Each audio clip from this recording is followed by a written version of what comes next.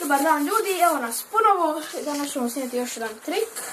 Ja sam sretnik broj 7 i sad ćemo da nađemo brsognicu. Evo,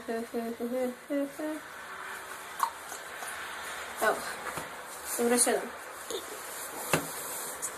I sada uzmem otprilike 1/3 špila. Evo ga. I sada od ovog špila 2/3. I sad zamolim pomoćnika ili kamermana da mi reći negdje stop. Stop. Pazite ovu kartu, evo ne izgledat. Jeste. I sada stavimo prijetku. Dobro sam brzo. I sada, evo je. To je ta sedmica. Okrenemo je i brojimo po 7. 1, 2, 3, 5, 6, 7. 1, 2, 3, 4, 5, 6, 7. 1, 2, 4, 5, 6, 7. I sad ćemo ovaj špil brojiti još po 7.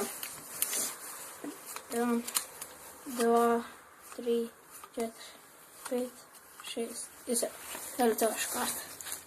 To je moja karta. Uglavnom, sad će slijedi objašnjenje. Ovako, za početak trika, odbrojite po 20 karata. Ja sam odvojeno se nije dalo, znači po 3, dok vi nešto pričate s njim, odlačite mu pažnju, dok vi brojite, ja vam preporučujem da po 3 brojite, naprijed 3, 6, 9, čekajte, 3, 6, i onda brojite 9 i 10, i onda ovo napravite, onda opet 3, 6, 9, i jedna 10, ali nemojte naglas normalno. Onda potražite sedmicu, stavite tu, stavite tako i preko. I sada, pomoćnika kao je bilo koga zamolite da uzme 1/3 i onda 2/3 do ovoga, negdje reći stop.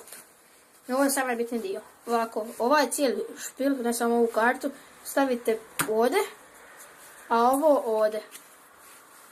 I onda tu. I sada povučete i ovako uzmete. Ovako i stavite sedmicu preko. I preokrenete sedmicu i uključujući nju brojite po 7. Znači 1, 2, 3, 4, 5, 6 i onda 7. 1, 2, 3, 4, 5, 6, 7 i 1, 2, 3, 4, 5, 6 i ovo treba biti ta karta. Kao što vidite. Stavite i tu. Špil stavite sa strane. To je ta karta. I sad brojite opet 7. 1, 2, 3, 4, 5, 6 i to je ta karta. Nadam se da vam se svidjelo. Vidimo se sljedeći put. Bog.